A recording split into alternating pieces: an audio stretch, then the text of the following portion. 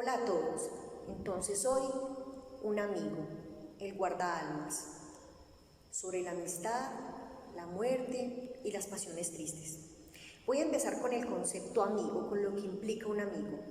Me gusta mucho la etimología, me parece que la etimología nos aparta un poco de lo que es un diccionario, lo que es la Real Academia Española, precisamente porque en los diccionarios lo que encontramos son los significados de las palabras, pero la etimología nos ilustra sobre los secretos que guardan los seres humanos al usar las palabras. Por ejemplo, la palabra amigo, cuando la estuve buscando en la etimología, encontré 3 palabras asociadas a esa palabra. Viene del verbo amore, que significa amor, de la palabra animi, que significa el alma, y de la palabra custos, que significa custodia. Por eso, desde el latín, un amigo es el guardaalmas.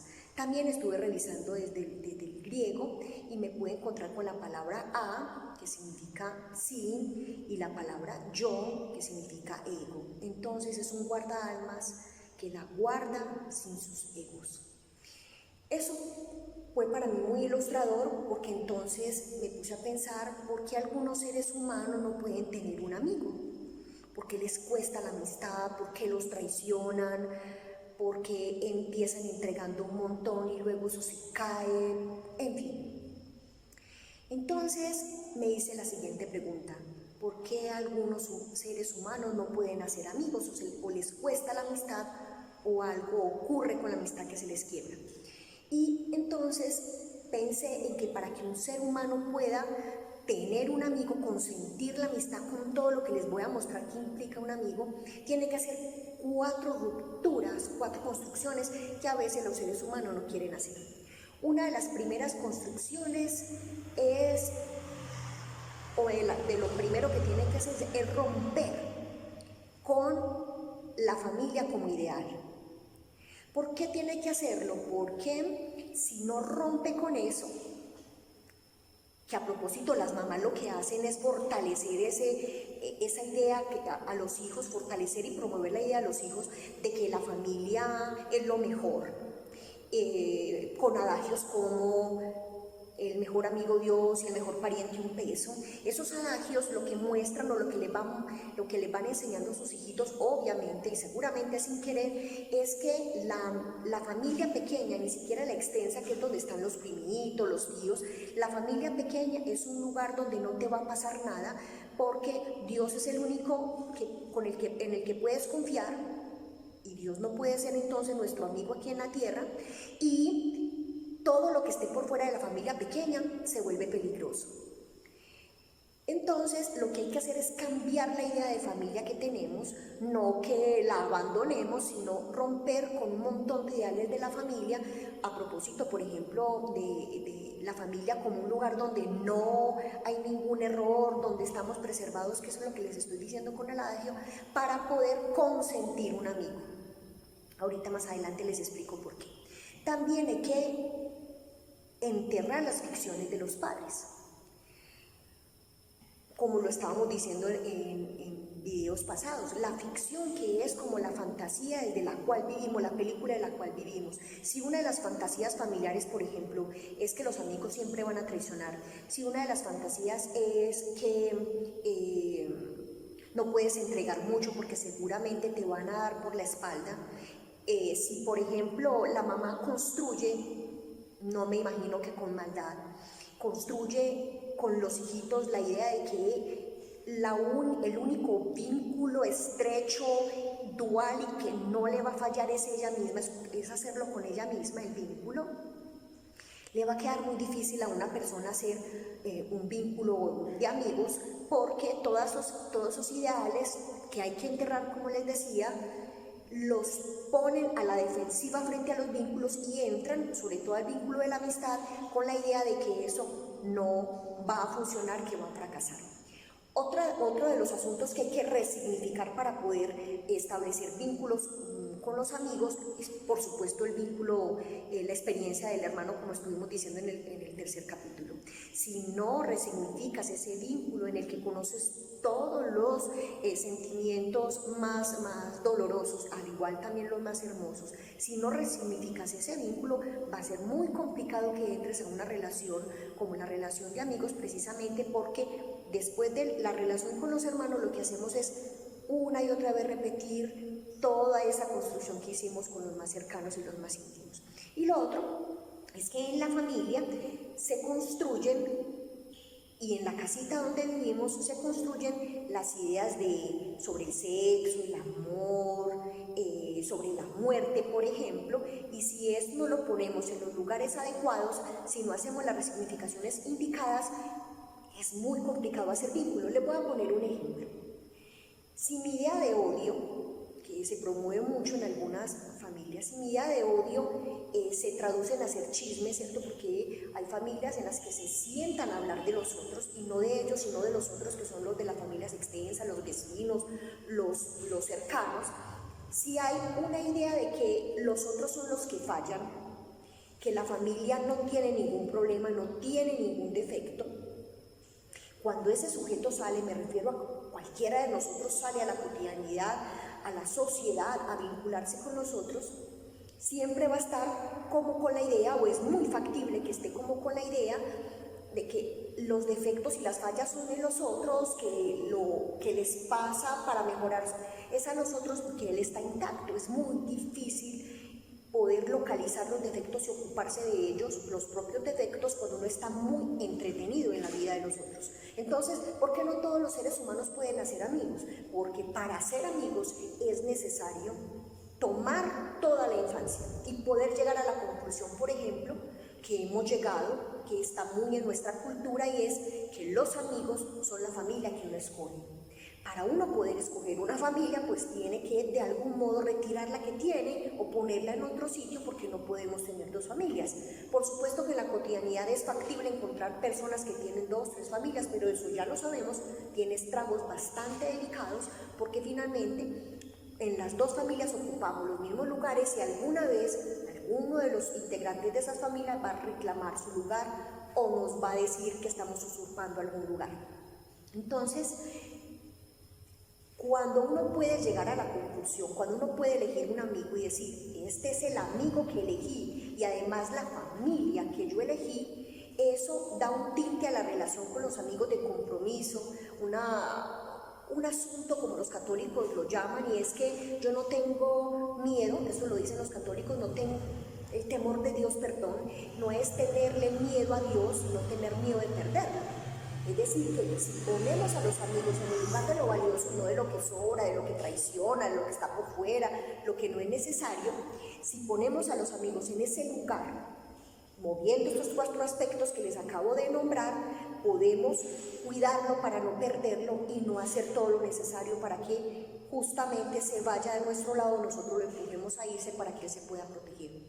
Bueno, entonces ahora me puse a pensar, bueno, algunos seres humanos parece ser que no pueden hacer amigos, pero entonces la pregunta es, ¿por qué algunos sí pueden? Y podríamos decir, pues claro, pueden hacer amigos por lo que acaba de decir, hace una ruptura con la familia, entierra los ideales de la familia, resignifica el vínculo con los hermanos y hace un invento con el sexo, pues un invento distinto, hace una resignificación sobre lo que implica el sexo, las envidias, los celos, todo lo que pasa en la casita. Pero no, faltan otros 3 aspectos. No es suficiente como con hacer el trabajo de resignificar todo lo que nos ocurre en la casa, con los padres, con los hermanitos, con los ideales de ese lugar.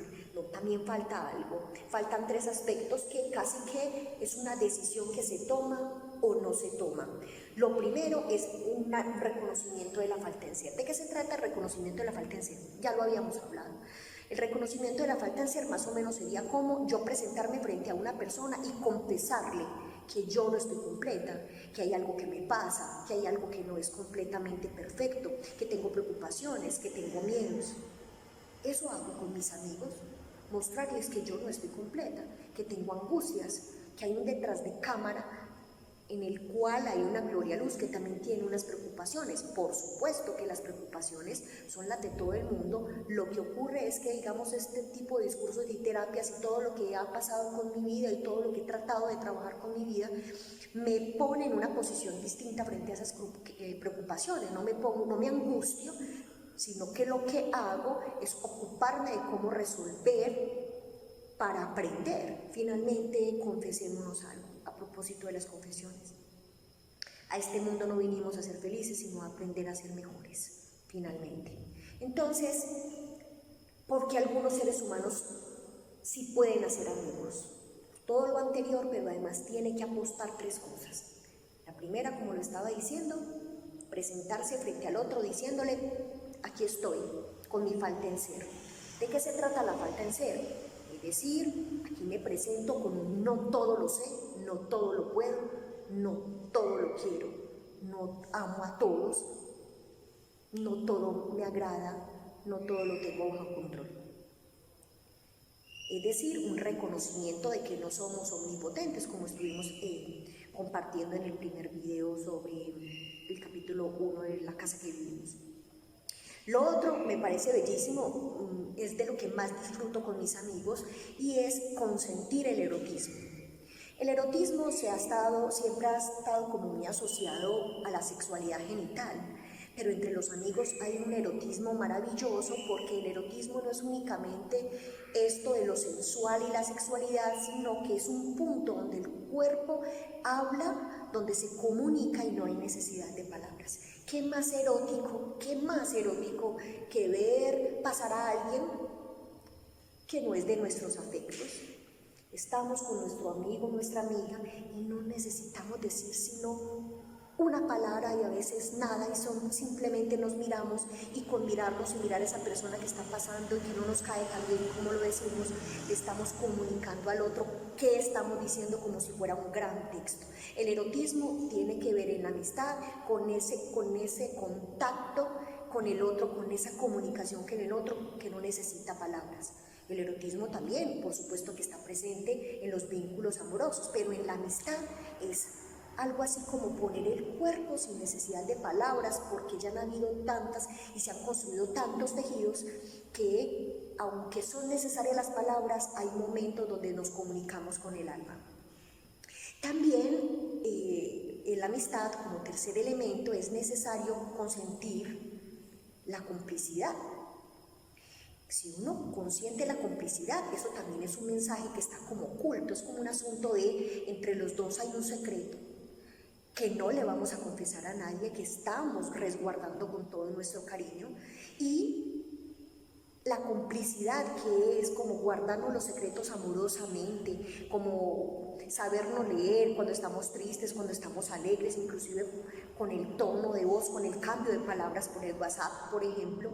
La complicidad nos hace explorar con toda la dulzura y la honestidad del mundo, por ejemplo, la falta en ser del otro. Por eso en la amistad dicen que sin amistad entonces no hay bullying, sino en la amistad sí no hay bullying, ¿cierto? Digamos que cuando hay amigos, definitivamente tiene que haber bullying, pero es un bullying consentido, porque es un modo de agredir al otro, de mostrarle la falta en ser, pero con el humor. Si a mí me preguntaran por una intervención en los colegios cuando hay bullying, bueno, ¿usted cómo intervendría? ¿Usted qué tendría que hacer con los niños que hacen bullying a los otros? Hay 2 elementos. Lo primero es que si se hacen bullying y están sintiéndose agredidos, entonces no hay amistad. Es decir, que lo que hay que hacer es fortalecer los vínculos de amistad en el grupo para que siga habiendo bullying, porque definitivamente no lo vamos a poder evitar, pero que sea un bullying donde hagamos como una danza, como un juego, como una complicidad con la falta del otro. Y así se fortalecen, digamos, los ambientes educativos y se rodean de cierto cariño para que ya no le sumemos más a la tarea complicada de aprender un asunto del contexto, como por ejemplo el bullying. Un asunto que es natural a los seres humanos, pero que lo podemos no controlar porque siempre va a pasar, pero sí mediarlo por la amistad para que juguemos con la falta en ser en el mejor sentido, la pongamos a bailar con el humor, pero que no sea la agresión lo que queramos, sino como unirnos, vincularnos. Entonces, el amigo lo que nos permite es poder explorar nuestro inconsciente amorosamente, porque cuando nos sentamos a hablar con él, cuando le contamos lo que nos está pasando, ese amigo viene y nos escucha la falta en ser, porque le estamos diciendo nuestras preocupaciones, estamos diciendo lo que no nos gustó, lo que nos hace sufrir, y ese amigo lo que va haciendo es como un tejido entre su propia historia, en todo lo que nos ama, en lo que nos presiente, a propósito de hacer una conversación entre los inconscientes, las faltas en ser y todo lo que los secretos que vamos guardando y que guardamos, como yo les digo a algunos pacientes, incluso guardamos para una ocasión especial, también se lo digo a mis amigos. Bueno, entonces, si a mí me preguntaran, ¿yo cómo sé que hay un amigo? ¿Yo cómo sé que tengo un amigo? Hay dos asuntos que por lo menos a nivel personal yo he podido vivir, y es, para mí un amigo es un lugar en el cual uno puede descansar de la omnipotencia y del ruido que eso provoca de los seres humanos con los que tenemos contacto a diario.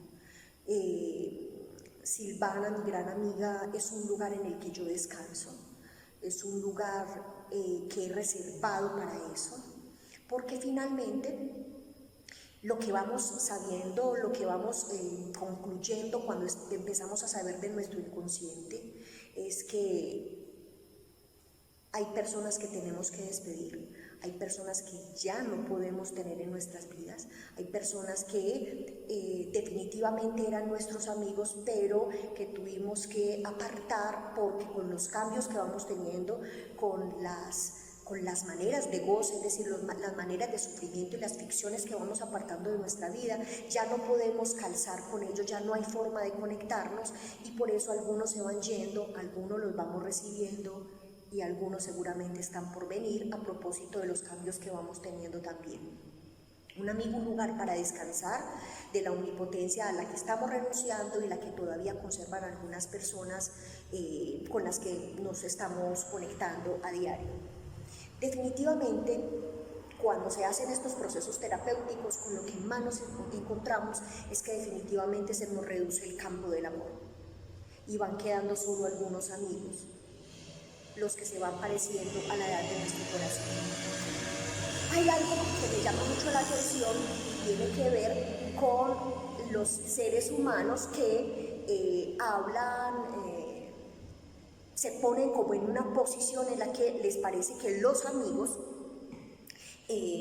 no se tienen que tener, no han hecho amigos nunca, no les parece importante, como ahorita les estaba diciendo, no les parece importante, les parece que con la familia tienen, o con sus pasiones tienen, o sus entretenciones. Me ha llamado mucho la atención esto, porque leyendo a Freud para esta ocasión y otras ocasiones, me ha llamado mucho la atención porque es como si estos seres humanos, al negar la posibilidad de la amistad, y al negar, porque hay otros también que niegan la posibilidad de tener un enemigo, un adversario, porque hay de los unos y de los otros. Hay unos que dicen, no puedo tener amigos o no quiero tener amigos, es peligroso, no me hacen falta, tengo conmigo, yo no le cuento mis cosas a nadie, tengo conocidos, pero amigos jamás. Hay también otros que no tienen enemigos, dicen tener muchos amigos y ser amigos de todo el mundo, y que aman a todo el mundo y no tienen enemigos. El amigo y el enemigo es necesario, hasta por teoría de conjuntos. No podemos saber la importancia de un amigo si no conocemos lo que implica el enemigo y sobre todo el adversario, que es absolutamente distinto. Un enemigo, a propósito de la etimología, es alguien que está en contra, o es alguien que no es amigo y punto, como dirían los romanos. Si es amigo o no es amigo, dirían los romanos. Pero el adversario, porque observen que esa palabra está construida muy interesante, está construida por ad, que es una preposición, que quiere decir como en contra, y por el verbo versare, que quiere decir como movimiento. Entonces el adversario me parece que hay que conservarlo más que el enemigo, porque el enemigo nos produce muchísimos odios, nos da mucho empuje como a atacarlos, a despreciarlos, y recuerden lo que el odio trae como secreto. El odio finalmente es un desprecio personal que se pone sobre el otro para no ocuparse de tus defectos. Entonces creo que es mejor tener adversarios, porque entonces estás en definitiva en contra de esa persona, pero no necesariamente estás en contra de esa persona, sino, corrijo, estás en contra o estás peleando, es con sus poderes. No es, una cosa es, como se dice en la cotidianidad, tomárselo personal porque va sobre el otro, y otra cosa sobre sus competencias o sus poderes. Es mejor tener adversarios, porque entonces uno ya no los quiere odiar, sino que los quiere superar, quiere luchar, les quiere mostrar, por ejemplo, que tiene más poder o que sus ideas son más fuertes en algún aspecto. Entonces hay que conservar un enemigo. Dirían algunos que quieren odiar, yo les propongo que mejor conserven sus adversarios, porque eso los va a mover espiritual, corporal, cognitivamente, para superarlos y de paso apostar por una mejor versión de sí mismo. Hay una frase en Freud que me parece impresionante. Es una frase donde Freud precisamente nos dice que no podemos evitar la amistad y no podemos evitar a los adversarios, porque eso me parece fundamental que lo tengamos en cuenta. Aquel que evita tanto los amigos como los enemigos puede encontrarse, inclusive con buenas intenciones. Yo quiero amar a todos, yo no quiero tener enemistades, ¿cierto? Hay personas que no soportan la idea, no concilian esa idea, pero el evitar tanto los amigos y evitar también a los enemigos o los adversarios como tal, los hacen correr un riesgo, y es encontrarse con las pasiones tristes. Las pasiones tristes, cuando yo me encontré en la vida con este concepto, mientras estudiaba un poco filosofía, me llamó mucho la atención, porque la tristeza siempre me ha llamado la atención, porque me habla de una impotencia y un fracaso frente a la vida, por ejemplo, como una entregársela a la muerte de alguna manera, en el sentido de sentirse fracasado. Esta frase de Freud que nos dice: evita los amigos y evita los enemigos y te vas a encontrar con las pasiones tristes. ¿Esto qué significa? ¿Qué es una pasión triste? Es todo lo que tú haces a diario, o incluso lo que dejas de hacer, para que no apunta al bien vivir, sino que apunta al malestar, y que te hace avergonzarte, sentir envidia, sentir odio, que el odio es una de las principales pasiones tristes, sentir arrepentimiento, vergüenza. Ese tipo de pasiones tristes, pasiones porque hablan de ti, pasiones porque tienen que ver con todo lo que, con tus secretos, con tu falta de ser, con tus ficciones. Estas pasiones tristes te retiran de la posibilidad de encontrarte con un amigo, y por supuesto que ese es el regalo que nos trae un amigo, de ocuparte de tu falta de ser, ocuparte de lo que implica construir, no sin ardor, no sin dificultad, una mejor versión de sí mismo. Eso es lo que trae finalmente la amistad. Cuando pensé en el tema para hoy, que entonces yo les decía en la presentación para este capítulo, les decía que iba a hablar de la amistad, que iba a hablar de la muerte, y que iba a hablar de la complicidad y de las pasiones tristes. Entonces vamos a hablar de la muerte, y van a ver cómo puedo irles mostrando la tesis, que bastantes veces la he comprobado y la he reformulado, por supuesto, también, y es que como te relaciones con la muerte, también te relacionas con los amigos. Voy a mostrarles algo de la muerte que me parece importante. Sabemos todos que la mayoría de los seres humanos, la gran mayoría de los seres humanos, lo que hace es evitar la muerte, olvidarla, esquivarla. Hay una prueba de la vida cotidiana que uno puede decir: así se evita, los seres humanos evitan la muerte. Por ejemplo, hay un accidente, y en ese accidente hay un cuerpo despedazado, lastimosamente, a un cuerpo que le pasó algo, incluso que está muerto. Los seres humanos, muchos, empiezan a acercarse a ese cuerpo y no dejan de mirarlo, y no se pueden despegar de ese cuerpo inerte. La pregunta que uno se puede hacer es ¿por qué no pueden dejar de mirar? ¿Qué es lo que ese cuerpo les trae? ¿Por qué no pueden despegarse de esa escena que para nada es estética? Tengo dos respuestas que tienen que ver mucho con el tema de la amistad que les estoy compartiendo. La primera es que no dejamos de mirar, o los que están como en ese lugar de fascinarse con ese cuerpo, no dejamos de mirar porque finalmente ese cuerpo inerte lo que nos está mostrando es que acaba de suceder una muerte que no es la propia. Entonces, ver ese cuerpo inerte y poder reconocer que él fue el que murió, lo que nos hace también, de lo que nos salva también es de nuestra idea la idea de mortalidad. Entonces vemos ese cuerpo muerto y inmediatamente lo traemos la idea de él fue el que murió, pero yo sigo siendo inmortal, porque finalmente, como dice Freud, nadie en su inconsciente cree en su propia muerte.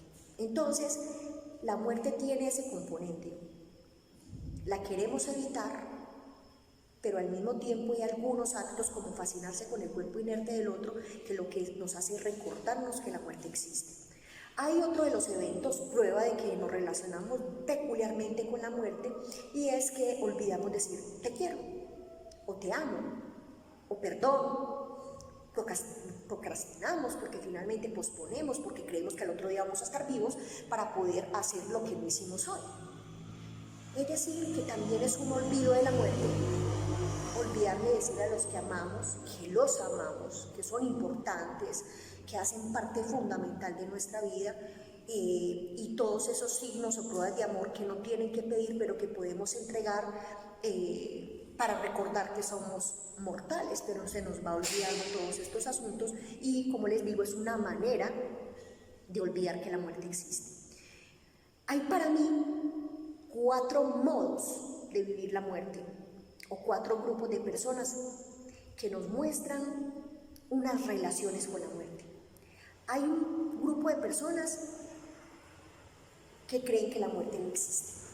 Es algo así como los niños, o los que hacen como niños. Recordemos que hay unos niños, pero todo aquel que conserve la idea de omnipotencia también se puede llamar un niño. En este momento me acuerdo de un libro que leí para el doctorado que estaba haciendo. El libro se llama Antimemorias, de un político inmenso de los años 60, 70, que se llamaba André Malraux, y él escribe ahí un texto de qué pasa en Francia, sobre todo políticamente, como en la década de los 60, un poco principios de los 70. Y él dice que habló con un sacerdote que estuvo en los campos de concentración, creo que se los había compartido, y entonces los campos de concentración, entonces este político le pregunta a este sacerdote que mientras que estuvo allá, ¿qué fue lo que aprendió? Mientras escuchaba a todas estas personas, y él dijo que lo que aprendió es que ya hay un montón de niños, que ya nadie quiere ser un adulto, que ya no quiere ser una persona grande. Yo creo que estamos enfrentados, y por eso la pandemia que estamos viviendo y todo este encierro que estamos viviendo, lo estamos viviendo de diferentes maneras. Vemos que hay gente tranquila, que hay gente que se dedicó a hacer lo mismo que estaba haciendo, que hizo algunos cambios, que se adaptaron fácilmente, otros están con depresión, otros se han causado la muerte. Yo creo que como estamos enfrentando la pandemia, tiene que ver precisamente con nuestra posición frente a la castración, o nuestra posición frente a la omnipotencia, o nuestra relación con la muerte. Les voy a explicar esto. Si uno, a propósito de la primera relación que tenemos con la muerte, que es que no existe, ¿cierto?, que la negamos, si uno tiene esa concepción de que la muerte no existe porque está en posición de niño o es un niño, todo lo que se salga de la cotidianidad, todo lo que se salga de lo que había tejido como importante, todos los ritmos, los hábitos, todos los derechos que tenía, todos los rituales, se caen de un momento a otro con la pandemia, y entonces ese niño que está acostumbrado a estar en posición, por ejemplo, de rey al que se le complace todo, se le tienen que caer todos los ideales porque ya no tiene con qué adaptarse a la nueva situación. Entonces, el primer modo que he encontrado en los seres humanos de relacionarse con la muerte es negarla como de lugar, negarla en la relación que tiene con el dinero, de gastar sin pensar en el futuro, de gastar pensando que solo pues está el presente, o gastar pensando que el futuro es lo único que existe, a propósito de los que están todo el tiempo ahorrando y no se ocupan de la vida, de los proyectos. Hay otra relación que he visto con la muerte, y es los que temen. Hay personas que tienen miedo de morir, hay personas que tienen miedo de cómo van a morir, personas que todo el tiempo están evitando con un montón de citas médicas que se inventan para que la muerte no aparezca, personas que se sueñan con la muerte, entonces amanecen pues creyendo que eso que va a suceder. Por supuesto que va a suceder, pero es un miedo tan pavoroso frente a la muerte que casi que se les convierte la vida en evitar la muerte. Dicho de paso, es necesario decirlo que si bien los que niegan la muerte son niños, como niños, están en posición de niños, pues lo que les temen a la muerte tendrán que revisar de qué se trata sus culpas, porque uno solo tiene miedo a la muerte cuando se siente culpable por algo. La culpabilidad desde el psicoanálisis no es lo mismo que el arrepentimiento. La culpabilidad refiere a un acto que se dejó de hacer y el arrepentimiento a un acto que se ejecutó. Entonces, el que tiene miedo exagerado a la muerte, ¿cierto?, es un sujeto que se siente culpable, es decir, tiene tantas deudas que tiene miedo a la muerte, no por la muerte misma, porque no tiene cómo representarse qué le va a pasar, porque no es un conjunto que no ha explorado, por supuesto, sino que tiene miedo a que la muerte suceda, porque donde le llegue con tantas deudas y sin pagarlas, entonces eso implicaría que se haga una metáfora, o pues por lo menos un imaginario, que no le alcanzó la vida para poder pagar todas las deudas, y entonces después de la muerte tendrá que pagarlas con todas las representaciones de infierno, purgatorio, de todo lo que la reencarnación, de cualquier tipo de teoría que viva la persona respecto de la vida y la muerte. Hay una tercera relación con la muerte, y son los que la aman. La aman porque se acercan demasiado, la bordean demasiado, porque quieren suicidarse, porque escriben sobre la muerte. La aman, cada uno con un modo de amor distinto, pero la aman como el ateo a Dios. Gloria, pero ¿cómo que el ateo ama a Dios? Pues es de lo único que habla. Decir, amar a la muerte es darle un lugar. Desde el arte, de la escritura, desde acting out, que son intentos de suicidio en los que inconscientemente, por ejemplo, el sujeto no quiere morir, sino que quiere hacer un acto, digámoslo, asegurándose de que la muerte no aparezca para poder llamar a un otro, que es el testigo, el público de esa pequeña bordeamiento de la muerte, para poder preguntarle con ese acto a ese otro qué le puede pasar si le moriría. Una cosa es el paso al acto en el suicidio, es un modo de amor a la muerte, pero en pleno, porque entonces se logra el acto, digámoslo así, donde ese sujeto que ya si hay cuerpo inerte, no quiere dejar, digamos, no quiere hacerle ninguna pregunta al otro, porque lo que hace es dejar una pregunta para siempre. ¿Por qué lo hizo? Yo por qué no lo detuve, por qué no me amaba para haber detenido ese acto. En cambio, el que hace un acting out, que es un acto afuera, que es el intento de suicidio una y otra vez, más bien es un llamado al otro, y por eso tiene que quedar vivo, porque necesita ese cuerpo y esa vida para poder escuchar esa respuesta. Entonces, algunos seres humanos se relacionan con la muerte amándola de tal modo que se les convierte como en una causa de la vida. Y hay otros, que es como el cuarto grupo, que no sé si son pocos, por lo menos más que pocos, son algunos que han tomado la decisión de inventarse una relación distinta con la muerte, y son aquellos que la respetan. Hay muchas maneras de respetar la muerte. Les voy a contar algo de mi vida cotidiana, de mi vida privada, que me pareció bellísimo y que creo que representa lo que le puede pasar a los seres humanos con la muerte. En alguna oportunidad estaba hablando con mi hijo de cualquier cosa, de la cotidianidad, de lo que pensaba, de lo que siente, y me dijo que él me quería contar algo hace algún tiempo y que creía que esta era la ocasión especial. me dijo: mamá, yo le tengo mucho miedo a la muerte. Como es un chico que le ha gustado tanto, digamos, reflexionar sobre la ciencia, hacerse preguntas por lo que científicamente es probable y posible, entonces sabía que como mamá tenía que decir algo contundente, porque yo ahí estaba enseñándole no únicamente de lo que sé y de lo que no sé, sino una concepción sobre la muerte y la vida que iba a ser definitiva para su existencia, para sus proyectos, su vida misma. Entonces yo le dije que yo había escuchado a muchos seres humanos quejarse de eso, que había escuchado a muchos que tenían miedo de morir, miedo de la muerte, que yo quería saber qué era lo que realmente le tenía miedo, si al modo de morir, al que no sabía cuándo iba a morir, o a lo que pasaba después de la muerte. Y me dijo: pues por supuesto que a lo que pasa después de la muerte, porque finalmente pues todos vamos a morir, y es una certeza, pero lo que no tenemos como certeza es qué va a pasar después de que eso ocurra. Y yo le decía: hijo, yo creo que, acudiendo a lo que te gusta, matemáticamente es imposible tenerle miedo a la muerte. Mamá, ¿por qué? Yo dije: es que es imposible.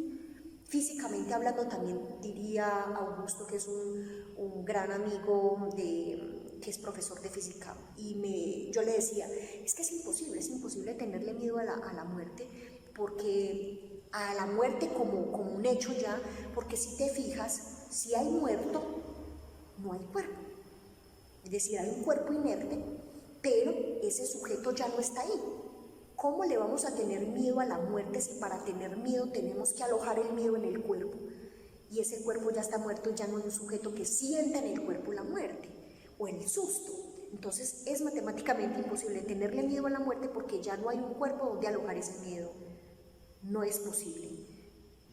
Que sucedan otras cosas, pero miedo no. Lo que siente un ser humano, que se llama miedo, que lo hemos percibido como miedo, no es posible sentirlo, porque ya no hay cuerpo ni sujeto para ser el testigo de ese cuerpo que siente esto o aquello. Entonces, la pregunta es, si el grupo de personas que respetan la muerte no es que sean los ideales, los que hay que seguir, los recomendados, no, pero respetar la muerte es muy interesante, porque nos obliga no solo a respetar la muerte, sino a respetar la vida. Es decir, por eso es que estoy conectando esto de la muerte con los amigos. Ya van a ver cuál es el tejido. Lo interesante de la muerte, cuando la respetamos, es que hay varios asuntos que tenemos que cuidar. Uno de los aspectos que yo puedo determinar, allí ese sujeto respeta la muerte, este sujeto está respetando la muerte, es cuando cuida de que sus actos no lo avergüencen. Una vez una señora hermosísima, que no voy a olvidar, llegó, una señora de más de 60 años, llegó al consultorio: bellísima, te saludo, me inspiras todo el respeto del mundo. Llegó al consultorio y me dijo: doc, ¿sabe qué? Yo voy a ajustar 70 años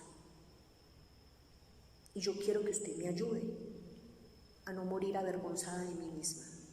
Me impresionó, yo no lo voy a olvidar. Incluso le dije que alguna vez iba a mencionarle y ella me dijo que por supuesto.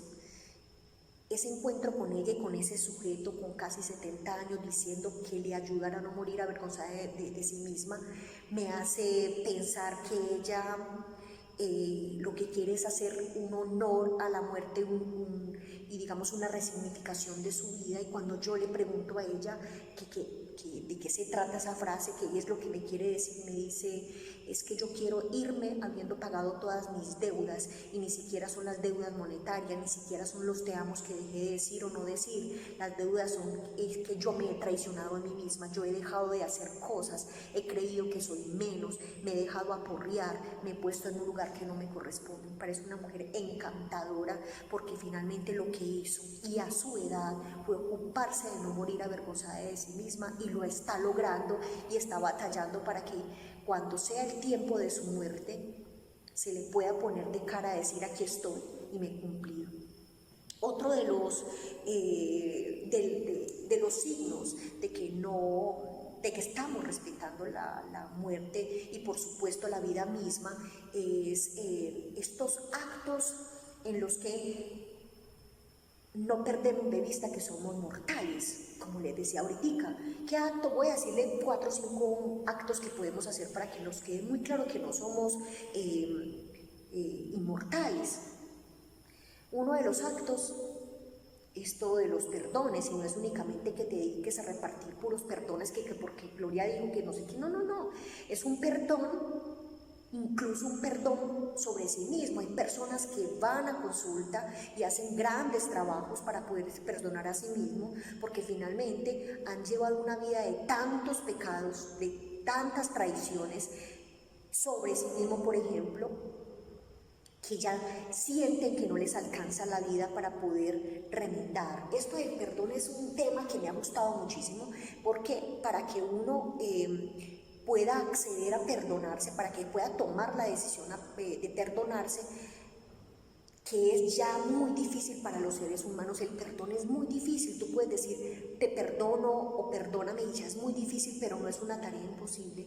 Y es que el perdón, cuando perdonamos, cuando pedimos perdón, estamos haciendo una promesa con la que nos tenemos que comprometer, y es: si me hiciste una ofensa y me estás pidiendo perdón y yo estoy aceptando el perdón, lo que estoy aceptando con ese perdón es algo así, o a lo que me estoy comprometiendo con ese perdón que te digo, sí, yo te perdono, es a volverte a poner en el lugar donde estabas antes de la ofensa, y ponerte en ese lugar con responsabilidad, porque lo que me tengo que preguntar es cómo yo contribuí para que tú pecaras. Entonces, si juntamos ahorita lo que implica la muerte y la amistad, digámoslo así, hay un punto en común. Uno puede tener un amigo en tanto que sea capaz de reconocer su falta en ser. Eso, más o menos en palabras paisas, es reconocer que usted no lo puede todo, reconocer que no es omnipotente, reconocer que hay cosas con las que, a propósito del lapsus, que hay unos asuntos con los que no puede ser potente, que no puede todo, y eso no significa que no hayan salidas, pero que no se puede todo. La falta en ser es reconocer que hay algo que no se puede, y eso no significa impotencia, sino imposibilidad, por ejemplo. Igual que la muerte. Si estar frente a una persona y decidir vivir la experiencia de tener un amigo implica reconocer la falta en ser, hacer una confesión de que estamos en falta, el modo en que tenemos esa relación con los amigos depende también de nuestra relación con la muerte, porque si la idea de muerte que tenemos es que no va a pasar, que somos inmortales, te puedes imaginar con esa idea de yo soy inmortal, todo lo puedo, no hay un límite para mí, no tengo un límite con el cuerpo, puedo incluso hasta acabar con la vida del otro. ¿Con qué concepción, o digamos desde qué posición más bien, teniendo una idea de muerte, negando la muerte como tal, cómo te vas a vincular con una persona y cómo la vas a hacer amiga si no estás pasando por el cuerpo la falta en ser, o el reconocimiento de que te vas a morir?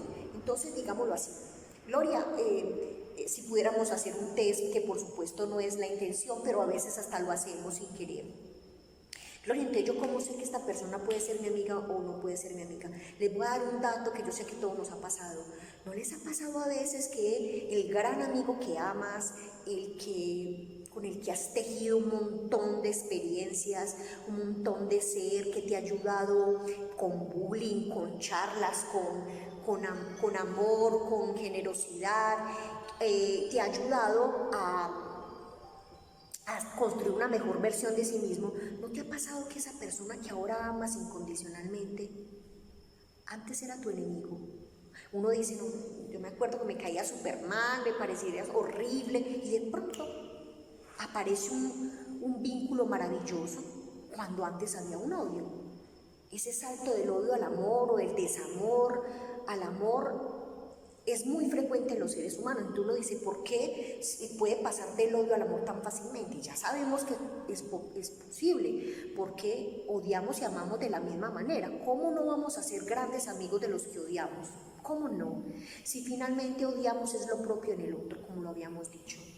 Pero para que haya ese salto del odio al amor, tiene que haber entre esos dos que se odian y que se habían puesto en el lugar de enemigos, tiene que pasar un encuentro, un bello encuentro, un honesto y maravilloso encuentro en el que por alguna razón se entere de la falta en ser de los dos. Ay, yo también tal cosa, yo también tal cosa. Incluso puede ser que odien a un tercero y ese odio por el otro los teja, los haga reír, los vincule por su falta en ser. Entonces,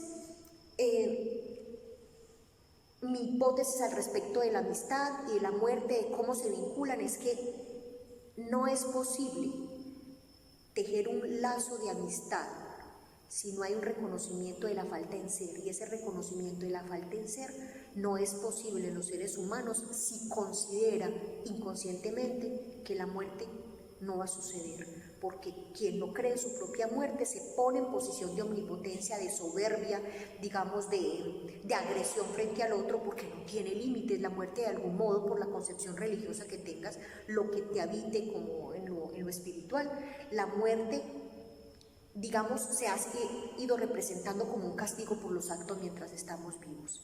Entonces, ese es como el lazo, presentarse frente al otro y decir, aquí estoy para ser tu amigo, para ser tu amiga, implica una confesión, y es una confesión de amor, y estoy aquí, en falta, sin estas cosas, sin las otras, sin poder aprender esto y sin poder aprender lo otro, para que con ese vínculo tejan la posibilidad, la bella posibilidad de construir una mejor versión de sí mismos.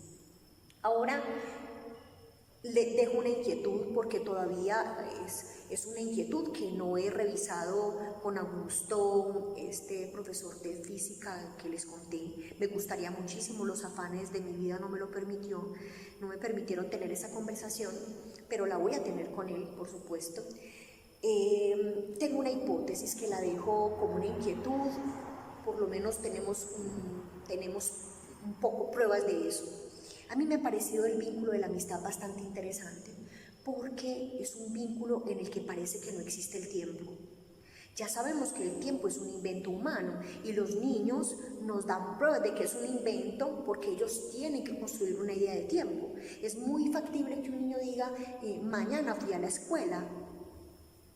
Y esa frase, muy de los primeros años, lo que nos está diciendo es que ese niño no tiene todavía una construcción de lo que implica el tiempo. Pero entonces empiezan a corregirlo y él se empieza a dar cuenta que se levante, que después va a la escuela, y que entonces después, y que antes, y empieza a medir, empieza a hacer unas mediciones sobre la vida, sobre todo por las consecuencias de sus actos, y que el otro le está mostrando que hay unas consecuencias. A mí me parece que el vínculo de la amistad y la relación con el tiempo es bastante peculiar, porque es como si no existiera el tiempo cuando hay amistad. Uno sabe que tiene un amigo porque no hay, es como si el tiempo no existiera. Y hay dos asuntos que podemos poner en la mesa para discutirlo seguramente si hay ocasión. Parece que en el vínculo de la amistad no hay tiempo, porque nos dejamos de ver mucho tiempo en esto de lo que estamos viviendo, dejamos de hablar por mucho tiempo, incluso después de haber tenido muchas adversidades o haber tenido peleas, no sé qué, y es como si no nos hubiéramos visto, sino dejado de ver hace un minuto. Y cuando estamos con nuestros amigos, esa es la primera prueba. La segunda prueba de que parece que el tiempo funciona distinto en la amistad, parece que desapareciera el tiempo como construcción, es que estamos con los amigos y es como si se nos pasara el tiempo y hubiesen pasado 12 horas, 15 horas, 3 horas, 4 horas, y nos pareció que eran 2 o 3 minutos. Nos pasa el tiempo y no pasa el tiempo, o pasa mucho tiempo y pasa el tiempo, y lo que ocurre cuando nos volvemos a encontrar es como si hubiese desaparecido. Bien, entonces lo último, ¿qué es un amigo? Es un guardaalmas que sabe custodiar nuestra falta en ser, y solo podemos hacer amigos cuando frente a ese sujeto, ese ser humano con el que queremos vivir esa experiencia de la amistad, le hacemos una confesión le decimos: aquí estoy, dispuesto o dispuesta a construir una mejor versión de sí mismos. Bien, brindo por los amigos que despedí, por los que me he ganado y por los que vendrán. Brindemos por nuestros amigos.